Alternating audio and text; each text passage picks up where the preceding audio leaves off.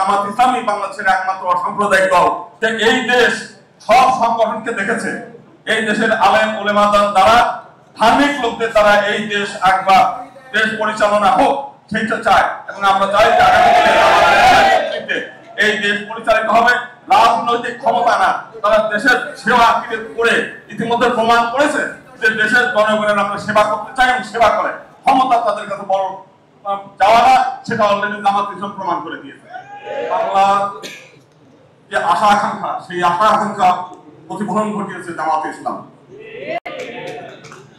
যে কাজ অন্যরা কেউ করে নাই, সেই কাজ আজকে জামাত ইসলামে করেছে। আজকে শহীদের যে স্মৃতি, সেই স্মৃতির বই রচনা করা উচিত ছিল সরকারের, অন্য বড় দলে তাদের পাশে দাঁড়ানোর কথা ছিল অন্যান্যদের, কিন্তু সেই কাজটা তারা করে নাই।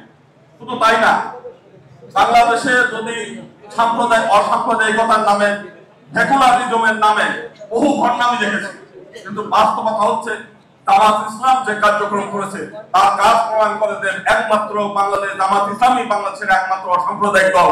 সেটা তারা প্রমাণ করেছে। শুধু আজকে না, অতীতে আমরা দেখেছি বাংলাদেশের উত্তরবঙ্গে হিন্দু তীর্থযাত্রীরা জলে ডুবে মারা গেছে, তাদেরকে আমরা জানার আগেই তারা তাদেরকে সাহায্যের হাত বাড়িয়ে দিয়েছে, তাদেরকে সেই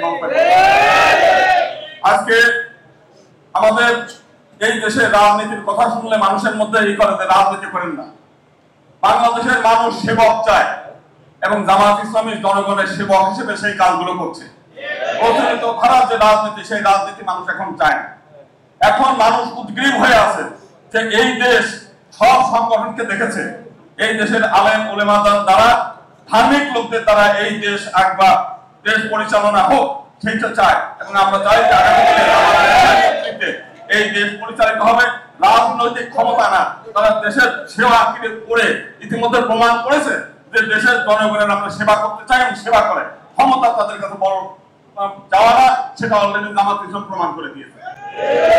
এবং এই দেশ, স্বামী প্রণবানন্দ বলছেন যে এটা হচ্ছে নীতি, আদর্শ এবং ধর্ম আধ্যাত্মিকতার দেশ।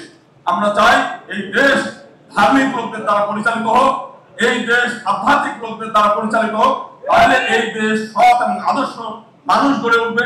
আমরা জামাত ইসলামের আগে 2 জন মন্ত্রীকে দেখেছি যে তাদের বিরুদ্ধে নানান অভিযোগ থাকতে পারে, কিন্তু তাদের বিরুদ্ধে দুর্নীতির অভিযোগ আসে নাই। আমি আজকে আসার পথে একজন বলছিল যে একজন চোর, সে চোরও চায় না যে তার রুমের মধ্যে আরো 2টা চোর থাকে, অসৎ লোক থাকে, কারণ তার চুরি করার জন্য চুরি না হয়ে যায়।